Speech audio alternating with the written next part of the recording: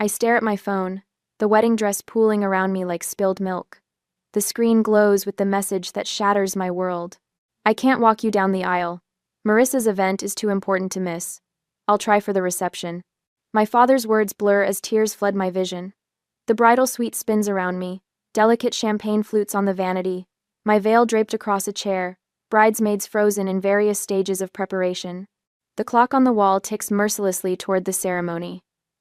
No, I whisper, then louder. No, no, no. With a strangled cry, I hurl my phone across the room. It hits the wall with a crack and tumbles to the carpet. My bridesmaids gasp in unison, Jessica's mascara wand suspended in midair, Tara's mouth forming a perfect O. Ari, what happened? Tara asks, taking a tentative step toward me. I can't answer, can't breathe. The room shrinks, walls closing in, my chest tightening until each heartbeat feels like a hammer against my ribs. The diamond engagement ring weighs heavy on my finger, a promise about to be fulfilled while another lies broken. The door swings open, and Melanie, our wedding planner, bustles in with her clipboard and perpetual efficiency. 3 hours until we need to line up, ladies. She stops abruptly, sensing the tension. What's going on? My father. The words scrape my throat. He's not coming. Not coming? Melanie's professional composure slips momentarily. But the ceremony, we planned everything around him walking you. Well, he's not. My voice sounds foreign to my own ears, brittle and sharp. My sister's event is apparently more important than my wedding day. The words hang in the air, their truth more painful spoken aloud. The memory rises unbidden, standing beside my mother's casket 17 years ago, my 13-year-old hand clutched in my father's as mourners filed past in a blur of black. I'll always be there for the important moments, Ari, he'd promised, his voice rough with grief. You and I, we're a team now. What a beautiful lie that had been. 9 months ago, when Ethan and I had set the date, Dad had seemed genuinely happy. We'd sat at his kitchen table, wedding magazines spread between us, and he'd placed his hand over mine. Nothing would make me prouder than walking you down the aisle, he'd said, eyes crinkling at the corners. For once, I'd believed him. The first warning sign came 3 months before the wedding, when Marissa called to announce her career celebration, scheduled for the same day. It's just bad timing, Dad had said during our Sunday dinner, pushing peas around his plate. I'm sure we can work something out. The ceremony is at 4, I'd reminded him. Her event isn't until 7. You can easily make both. The drive between venues, he'd hedged, is 45 minutes. I checked Dad. I'd reached for his hand. This is my wedding day. He'd squeezed my fingers. Of course I'll be there, sweetheart. We'll make it work. 2 weeks later, the traffic might be bad that weekend. Then, Marissa really needs family support for this promotion. Last week, I'm not sure about the timing. I'd reassured him each time, rearranged what I could, offered to send a car service, whatever it took to have my father walk me down the aisle. And now, 3 hours before I'm supposed to marry the love of my life, he sends a text. A text. We need to move forward, Melanie says, her voice gentler now. Is there someone else who could walk you down the aisle? An uncle, perhaps? Or would you prefer to walk alone? Alone. The word echoes in my head. My phone rings from where it landed on the floor. Jessica retrieves it, hands it to me wordlessly. Uncle Martin's name flashes on the screen. My father's older brother, the one who never missed a dance recital or graduation. I answer with trembling fingers. Hello? Ariana? His voice is warm, concerned. Your father just called me. I don't know what to say, sweetheart. A sob escapes before I can stop it. He's not coming, Uncle Martin. I know. The anger in his tone is barely contained, and I'm so sorry. I close my eyes, tears tracking through my carefully applied makeup. I don't know what to do. The silence stretches for only a moment before Uncle Martin clears his throat. Would you allow me the honor of walking you down the aisle? Quote. Something breaks and mends simultaneously in my chest. You'd do that? In a heartbeat. His voice breaks slightly. I'll be there in 20 minutes, Ari. Don't you worry about a thing. I end the call and look up at the circle of concerned faces around me. Something shifts inside me, a realization that maybe family isn't always who you're born to, but who shows up when it matters most. My Uncle Martin is coming, I announce, standing straighter. He'll walk me down the aisle. And somehow, despite everything, I know I'll be okay. Uncle Martin's offer settles around me like a warm blanket. I stand straighter, feeling a flicker of hope spark to life in my chest. The wedding dress rustles as my bridesmaids exhale in collective relief. He'll be here in 20 minutes, I announce, my voice steadier than before. Jessica approaches cautiously, her phone clutched in her hand, mascara wand forgotten. Ari, there's something you need to see. The hesitation in her voice makes my stomach clench. What is it? She holds out her phone, screen illuminated with a text conversation between her and my sister. Marissa sent these to me by mistake last month. I wasn't sure if I should show you, but now. I take the phone with trembling fingers, the diamond on my left hand catching the light. The texts are dated 3 weeks ago. Marissa, Dad's still wavering about the wedding. Keeps talking about making it work. Jessica, he promised Ari though, right? Marissa, don't worry. I know how to keep Dad to myself on wedding day. Already working on it. Jessica, Marissa, that's terrible. It's her wedding. Marissa, oops, wrong Jessica. Delete this. Not for bridal party, Jessica. The room tilts sideways. I sink onto the vanity stool, the screen blurring before me. I should have shown you sooner, Jessica whispers. I just couldn't believe she'd actually sabotage my wedding day. My voice sounds hollow in my own ears. I can believe it. The memory rises unbidden. 4 years ago, standing in an auditorium at MIT, scanning the crowd for my father's face as I accepted the National Computer Science Scholarship. He'd promised to be there. Had even texted that morning, confirming he was on his way. But the ceremony came and went without him. Later, he'd apologized profusely, claiming an emergency at work. It wasn't until months later that I discovered the truth through a casual comment from his assistant. Marissa had called, claiming I'd asked to reschedule his visit because I was too nervous to have him there. The pattern stretches back 17 years, to the raw days after Mom died. I was 13, devastated and adrift. Marissa, at 16, had swiftly positioned herself as the lady of the house, orchestrating family dinners, managing Dad's schedule, and systematically creating distance between him and me. She's been doing this for years, I say, more to myself than to Jessica, and he lets her. Tara wraps an arm around my shoulders. Your dad is an idiot, and your sister is worse. A knock at the door interrupts us. Melanie peeks in. Mrs. Carter is here. Ethan's mother? She's asking if she can see you. I nod, wiping hastily at my tears. Catherine Carter enters moments later, elegant in her pale blue mother of the groom dress. Her eyes widen at my tear-stained face. Oh, Ariana. She crosses the room and takes my hands in hers. Martin called me. I'm so sorry. The kindness in her voice threatens to unravel me completely. Since Ethan introduced us 2 years ago, Catherine has shown me more maternal understanding than I've experienced since my mother died. I don't understand why he'd do this. I confess, the words catching in my throat. Catherine sits beside me on the small love seat, still holding my hands. When I was 28, my father refused to attend my wedding to Gregory. He didn't approve of our interfaith marriage. Her voice carries the echo of old pain. I waited until the last minute, hoping he'd change his mind. Did he come? She shakes her head. No, and for years after, I kept hoping for his approval, rearranging holidays, making excuses for his absence at our children's birthdays. Her fingers tighten around mine. This isn't just about today, Ariana. It's about whether you'll let them keep breaking your heart for the rest of your life. The truth of her words lands like a physical weight. How many times had I rescheduled important events to accommodate Dad? How often had I swallowed disappointment when he canceled at the last minute for something Marissa deemed more important? I think of my first dinner at the Carters' home, how Gregory had pulled out my chair, how Catherine had remembered my favorite dessert from a casual mention months earlier, how their whole family had welcomed me with genuine warmth, showing me what real family support feels like. I've been chasing his approval my whole life. I whisper. And what has it gotten you? Catherine asks gently. Heartbreak. Disappointment. I straighten my shoulders, something resolute taking shape inside me. I won't let his absence ruin what should be the happiest day of my life.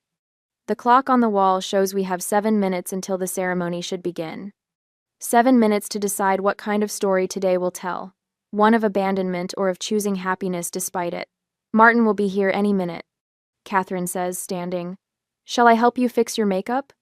Before I can answer, my phone buzzes with a text from Ethan. Whatever you need today, I'm here. Even if that means waiting, I love you. Fresh tears spring to my eyes, but different ones. Tears of gratitude for the family I'm about to join, for the man who sees me clearly and loves me completely. I don't want to wait. I tell Catherine, this day isn't about who isn't here. It's about Ethan and me, and the people who chose to show up. Jessica and Tara exchange glances, relief evident on their faces. Melanie nods approvingly, already adjusting her timeline on her tablet. Have you ever had to choose between your own happiness and family expectations? I ask Catherine as she gently dabs concealer under my eyes. Many times, she replies, her smile both sad and wise. The day I stopped trying to earn my father's love was the day I truly began to live. The door opens 10 minutes later, and Uncle Martin stands there, slightly breathless in his hastily donned tuxedo, his eyes finding mine with such love that my heart swells. At that moment, I realize that family isn't determined by blood alone, but by who stands beside you when the world falls apart. I stand and smooth my dress, ready to walk toward my future rather than cling to a painful past. An hour later, after everyone got out of the room, my makeup artist was doing my makeup. My phone vibrates against the vanity as the makeup artist dabs concealer under my eyes. Robert's name flashes on the screen. I hesitate, then press the green button. Ariana. His voice crackles through the speaker. You're making this difficult for everyone by refusing to reschedule. Marissa worked hard for this promotion. My throat tightens. Dad, we set this date 9 months ago. And Marissa's event is important too. Why must you make me choose? The makeup artist pauses, brush hovering near my cheek. I didn't make you choose, I whisper, voice breaking. You did that all on your own. I end the call before he can respond, before I break down completely. The makeup artist wordlessly hands me a tissue. A soft knock interrupts the tense silence. The door swings open, and Uncle Martin stands there. In his hands, a small velvet box. I smile and nod as approval to enter, and he crosses the room in 3 long strides, enveloping me in a big hug. Look at you, he says, stepping back. Absolutely beautiful. Thank you for everything. I love you. The words feel inadequate for the gratitude swelling inside me. Nothing could have kept me away. I love you too, sweetheart. I love you. His blue eyes crinkle at the corners. I brought something for you. He opens the velvet box, revealing a strand of pearls with a delicate silver clasp. They glow with a warm luster against the black velvet. These belong to my mother, he explains. She wore them at her wedding in 1952. I've kept them safe all these years, waiting for the right moment. My fingers hover over the pearls. Uncle Martin, I couldn't. You can and you will. His voice is firm but gentle. My mother would have wanted you to have these. Your family, Ariana. Real family. Jessica appears at the door and steps forward. Let me help you put them on. As she fastens the clasp behind my neck, the door opens again. Gregory, Ethan's father, pokes his head in. Martin, I brought that boutonniere you asked for. The 2 men exchange a glance loaded with unspoken understanding. Gregory enters, patting Martin's shoulder before turning to me. Ariana, everything's ready whenever you are. Ethan's as nervous as a cat in a room full of rocking chairs. His attempt at levity brings a small smile to my face. I just need a few minutes with my niece, Martin says. Gregory nods, squeezes my hand, and leaves. My bridesmaid follows his lead, filing out until only Martin and I remain. Ariana, Uncle Martin guides me to sit. I need to tell you something. He perches beside me, hands clasped between his knees. When I graduated college, my father refused to attend the ceremony. What? Why? He wanted me to take over the family business. When I chose teaching instead, he saw it as a betrayal. Martin's gaze turns distant. I waited at that ceremony, scanning the crowd for his face. He never came. My heart aches for the young man he'd been. I'm so sorry. I'm so sorry. Some men don't recognize what truly matters until it's too late, he continues. My father realized his mistake years later, but we'd lost so much time. I touched the pearls at my throat. Did you forgive him? Eventually, but I never forgot who showed up that day instead. My mother, wearing these pearls. His fingers brushed the necklace. She told me she was twice as proud, to make up for his absence. Melanie appears in the doorway. We need to practice the walk before guests arrive. Martin stands, offering his arm. Shall we? In the empty chapel, sunlight streams through stained glass, casting rainbow patterns across the aisle. The photographer adjusts her equipment, planning new first-look photos with Martin instead of Robert. We'll start here, Melanie demonstrates, then proceed at this pace. Martin and I take our positions. With each practice step down the aisle, something shifts between us. A bond strengthening, a silent understanding growing. His arm feels solid beneath my hand, his steps measured and sure. After the third walk through, we pause at the altar. Tears I've been fighting all day finally spill over. What's wrong, sweetheart? Martin asks. I'm afraid, I confess, voice barely audible, that when I look back on today, all I'll remember is who wasn't here. Martin takes my hands in his. Then let's give you something beautiful to remember instead. He reaches into his pocket, withdrawing a handkerchief with the initials LMP embroidered in the corner. Your mother's? I ask, recognizing the letters. He nods. Linda Marie Parker. She gave this to me before she passed. Said someday you might need it. The simple cotton square with my mother's initials feels like a message across time. I press it to my cheek, breathing in the faint scent of lavender. Uncle Martin, I don't know how to thank you. You don't need to thank me, Ariana. His voice roughens. Family shows up. That's all there is to it. Behind us, the chapel doors open. Guests begin to arrive, murmuring quietly as they find their seats. Almost time, Melanie announces. Martin straightens his tie. I have one question before we do this. What's that? Would your mother have approved of Ethan? The question catches me off guard, but the answer comes immediately. She would have loved him. Then she's here too, Martin says simply. In these pearls, in that handkerchief, in your heart. The people who truly love us never really leave. I stand taller, feeling the weight of the pearls against my collarbone, the soft handkerchief tucked into my bodice. I'm ready, I tell him, and for the first time today, I truly am. Martin offers his arm once more. Then let's go make some memories worth keeping. As we take our position behind the closed doors, waiting for the music to begin, I realize something profound. The person who deserves to be called family isn't always the one you're related to, it's the one who shows up when it matters most. 2 hours later, we have finalized the steps, my preparation, everything. I am counting the minutes till the ceremony begins. Through the draped windows of the preparation room, I catch glimpses of guests settling into white chairs on the lawn, their summer attire a kaleidoscope against the deep green of the gardens. Someone steps in front of my view, and I turn to face Uncle Martin. Are you ready? He asks, adjusting his boutonniere with steady fingers. The question carries more weight than he knows. Am I ready to walk down the aisle without my father? Am I ready to embrace this new definition of family that's forming around me like a protective circle? I touch the pearl necklace at my throat, cool against my skin. I am. Martin stands before me in his perfectly fitted tuxedo, the fabric hugging his shoulders just right. When he arrived 2 hours ago, breathless and determined, I never expected this transformation, from crisis to something that feels strangely meant to be. Your mother would be so proud, Martin says, his voice catching slightly. And Robert, well, he's made his choice. Through the door, I hear the string quartet transition to a new piece, signaling 5 minutes until the processional begins. My bridesmaids gather their bouquets, arranging themselves in the order we practiced yesterday. Jessica squeezes my arm as she passes. You look radiant, she whispers. Nobody will be thinking about who isn't here. But I know some will. Empty chairs have their own presence.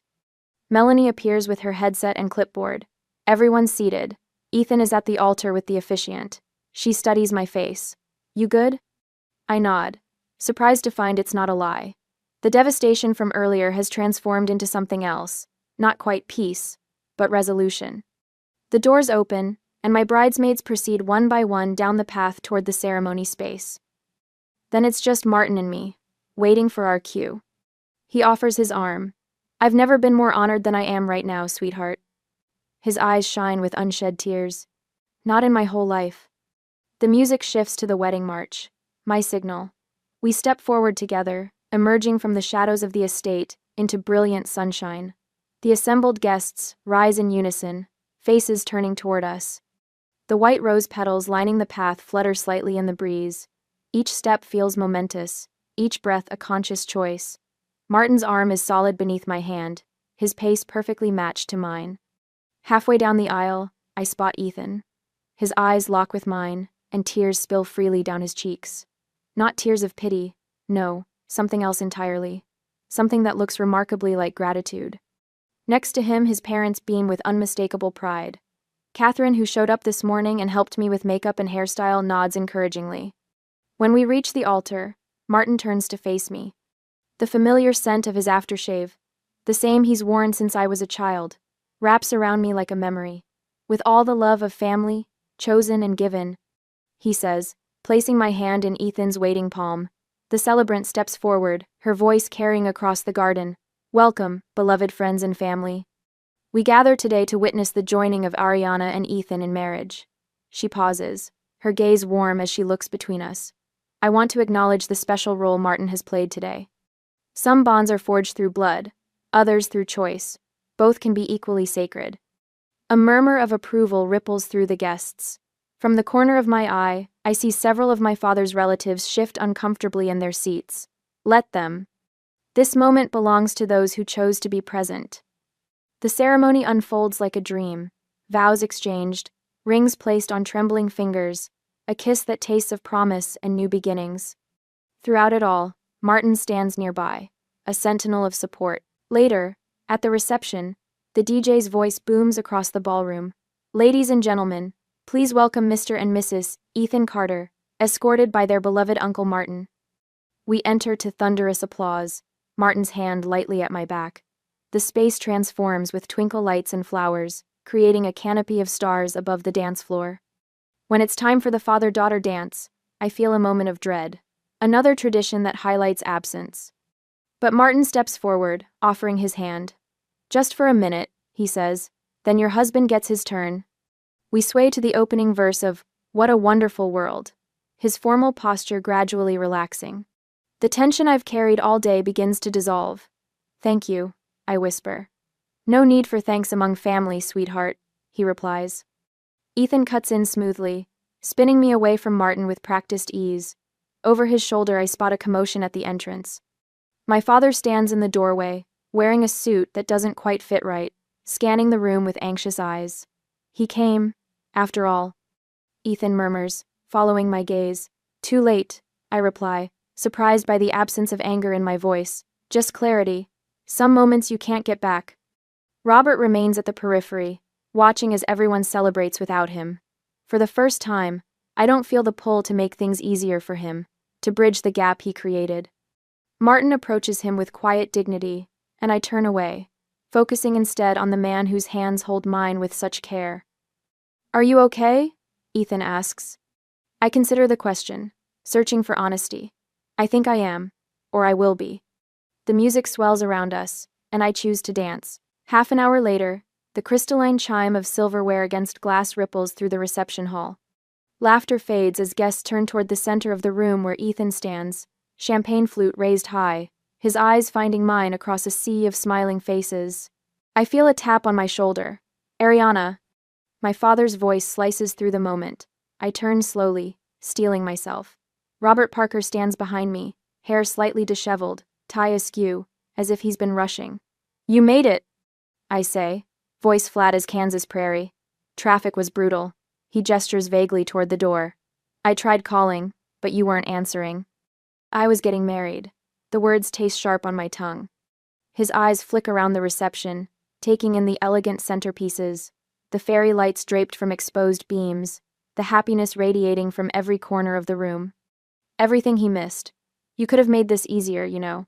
Push the ceremony back an hour. Made what easier, Dad? Your choice? Before he can answer, Cousin Daniel appears at my elbow. His typical easygoing manner has vanished, replaced by something harder, more determined. Sorry to interrupt, Daniel says, not sounding sorry at all. He holds his phone out. But I thought you both should see this. The screen shows a group chat with Marissa and several friends. Heading to Murphy's for drinks. Dad skipped Ari's wedding for this, so you better show up. A series of photos follows. Marissa and maybe 15 people at a bar, cocktails raised, smiling broadly. Timestamp, 4:30 p.m., halfway through my ceremony. At first she said 7 o'clock, but I guess she changed the meeting time to prevent my dad from coming. That's her career event? My voice barely rises above a whisper. Daniel swipes to another screenshot. A text from Marissa to someone named Jen. Dad will have to choose between us. I'll make sure he chooses me. The air leaves my lungs in a rush. Daniel isn't finished. She changed the dates and time of her drinks 3 times. He opens a calendar app, showing invitations with different dates, each adjustment aligning perfectly with our wedding date changes when we had venue issues last month. I look up at my father. The color drains from his face like water down a drain, leaving behind something ashen and hollow. Robert. Uncle Martin approaches, champagne in hand. I didn't know you'd made it. My father doesn't acknowledge him. His eyes remain fixed on Daniel's phone, on the evidence of his daughter's manipulation. I didn't realize. He begins, then stops. Starts again. Ariana, if I had known... You would have what? The question hangs between us like a physical thing. Shown up? Kept your promise? Been there for once in my life when it actually mattered? Heads turn. Conversations nearby halt. My father notices, straightening his posture. I want to apologize, he announces, voice carrying. Guests shift uncomfortably in their seats. Not here, I say firmly. Not now. But I need to explain. No. The word comes out stronger than I expected, carrying across the sudden quiet. You made your choice 2 weeks ago when you started looking for excuses not to come. Now I'm making mine. Something shifts in the air between us. The invisible strings that have bound me to his approval, that have kept me hoping despite years of disappointment, snap clean. I feel their absence like phantom limbs, painful but freeing. Ariana. His voice breaks on my name. Enjoy the reception, Dad. I turn away, walking steadily back to where Ethan stands with his parents, their faces a mixture of concern and pride. Catherine, my mother-in-law, squeezes my hand as I rejoin them. Are you all right? Yes, and surprisingly, I am. I really am. From the corner of my eye, I watch Uncle Martin approach my father, who stands isolated at the edge of the dance floor. Martin speaks softly, hand on Robert's elbow, gently steering him away from the center of the celebration. She deserves this day without further drama. I hear Martin say as they pass our table. You can talk tomorrow. My father's shoulders slump in resignation as Martin leads him toward the bar in the far corner. For the first time, Robert Parker looks small to me, not the towering figure whose approval I've sought for 17 years, but just a man who made poor choices and is beginning to recognize their cost. Ethan's hand finds mine under the table. You okay? I nod, feeling the weight of the day, both its sorrows and joys, settle into something bearable, even beautiful, better than okay. The DJ announces another dance. As Ethan leads me to the floor, I catch sight of my father watching from the periphery, Martin standing guard beside him. The pain in Dad's eyes is real, but so was mine when I read his text this morning. Some wounds need air to heal properly. Some truths need to be spoken aloud before new beginnings can take root. Tomorrow will bring its own challenges. There will be difficult conversations, perhaps tentative steps toward understanding. But tonight belongs to the family I've chosen, the one that showed up when it mattered most. As Ethan pulls me close, I realize that sometimes walking away isn't an ending. Sometimes, it's the first step toward something better. A year later, the autumn sunlight streams through the bay windows of Ethan's parents' home, casting a golden glow across our anniversary celebration. I adjust the small corsage on my wrist, white roses, just like my wedding bouquet, and smooth my hand over the slight swell of my belly. To Ariana and Ethan, Catherine raises her glass, her eyes crinkling at the corners. 1 year of marriage and a lifetime of joy ahead. The small gathering clinks their glasses.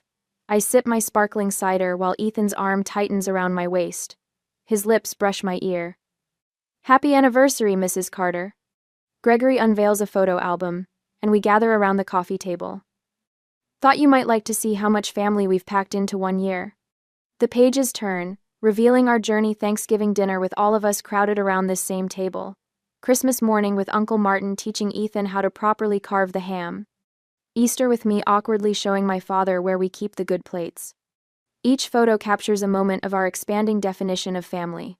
Remember when Robert almost set the grill on fire during the 4th of July? Gregory chuckles. I nod, remembering how my father had shown up with a store-bought potato salad and too many apologies. The monthly dinners started small, just coffee at first, then proper meals. Each one a brick in the rebuilding of something I wasn't sure could be saved. Has Marissa called recently? Catherine asks, her tone careful. Not since she moved to Florida. I keep my voice neutral. She sent a card when we announced the pregnancy. That's something, I suppose.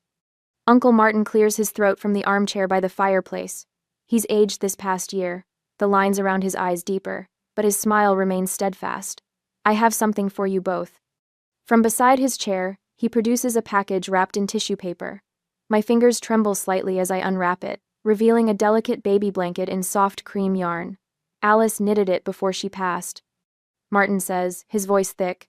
Said it was for the next generation, whenever that might be. Seems the time has come. I trace the intricate pattern, thinking of Martin's wife I never met but whose legacy touches me still. It's beautiful, I whisper. The doorbell rings, and Ethan returns moments later with my father. Robert stands awkwardly in the doorway, clutching a weathered photo album. Sorry, I'm late, he says, his eyes finding mine. Traffic on the bridge was backed up. An old excuse that once would have twisted my heart. Today, I simply nod. We're just looking at photos. Join us? He settles on the edge of the sofa, opening his album. I found these yesterday. Thought you might want to see them. Inside are photos I've never seen my mother pregnant with me, her hand resting on her belly just as mine does now. I'm sorry I wasn't there when it mattered most, he says quietly. I can't change the past, but I'd like to be here for your future. For my granddaughter's future. I don't promise immediate forgiveness, but I take his hand. One day at a time. Later, as we gather for a group photo, I find myself between worlds, Ethan's steady presence on one side, Uncle Martin's gentle guidance on the other, my father hesitantly joining our circle. I place my hand on my growing belly, feeling the slight flutter that might be a kick or might be my imagination. Our daughter will know what real family loyalty means. I tell Ethan as Catherine adjusts the camera timer. The shutter clicks, capturing this moment of redefined families, some bound by blood, others by choice, all connected by the promises we choose to keep. I've learned that family isn't just about who raised you. It's about who shows up when it matters most. And sometimes, if you're lucky, it's about who gets a second chance to show up right.